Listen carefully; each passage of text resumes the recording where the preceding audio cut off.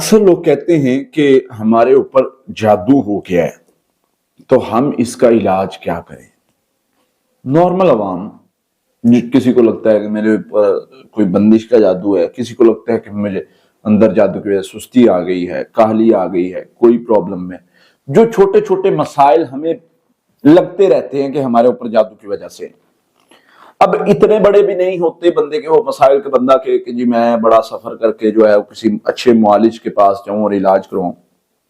اور وہ کیا کرتے ہیں کہ وہ کسی بھی قریبی کوئی بھی جو ہے وہ نیم حکیم کے پاس جاتے ہیں اور وہ کہتا ہے کہ وہ ان کو ڈرا دیتا ہے، خوفزدہ کر دیتا ہے کہ آپ پر تو بہت سخت جادو ہے، آپ کا تو پتہ نہیں کیا بن جائے گا، کیا ہو جائے گا آپ کے ساتھ، اور یہ ہو جائے گا وہ ہو جائے گا۔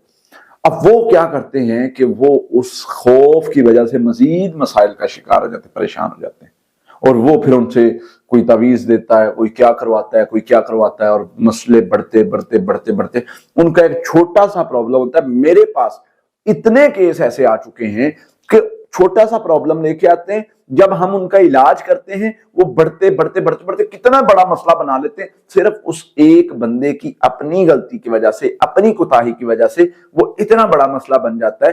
لہٰذا مسائل کو ہم نے بہتر طریقے سے حل کرنا ہے، اور کیسے حل کرنا ہے کہ ایک تو ہم نے اس سے پینک نہیں ہونا۔ اگر ہمیں لگتا ہے کہ ہمارے اوپر جادو جنات کا مسئلہ ہے تو ہم اس کا حل کریں گے، اور حل میں آپ کو سکھا دیتا ہوں۔ سمپل پڑھائی، سمپل رقیہ دم، یہ چیزیں روٹین بنائیں۔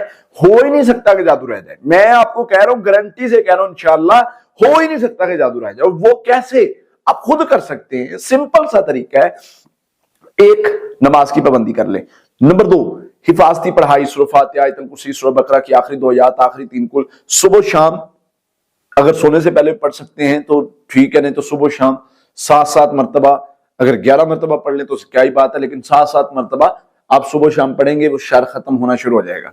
تیسرے نمبر پہ آپ نے کرنا ہے رقیہ دم، ہمارا یوٹیوب پر سرچ کریں، دم بائی قاری عبداللہ سلفی لکھ لیں، وہ ہمارا پہلے نمبر پر دم آ جاتا ہے، وہ آپ سن لیں۔ قرآن سے روحانی علاج ہمارے چینل پر اپلوڈ ہے، تو وہ آپ سنیں گے تو آپ اللہ کی رحمت سے دیکھیں گے کہ شر کیسے ختم ہو رہا ہے۔